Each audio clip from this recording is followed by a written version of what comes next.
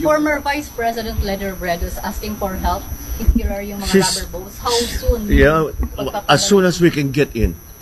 As soon as makapasok kami. We will be doing that, and we are now beginning to marshal our assets, like for example rubber boats hanggang Mindanao. Kukunin na muna namin at dadali namin dito sa area na pangangailangan.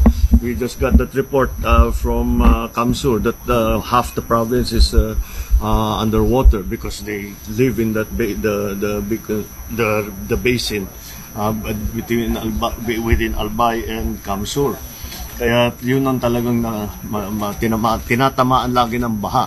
So as soon as we can, we will go in. As soon as we can. Kung kailangan, di naman mailipad ng helicopter yun. So kailangan truck ang magpapasok.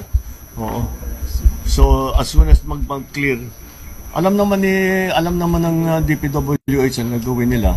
At nakamonitor naman sila, nandun naman ang mga tao nila, mga regional officers, para magsabi when they can come in. So that's what we're waiting for now.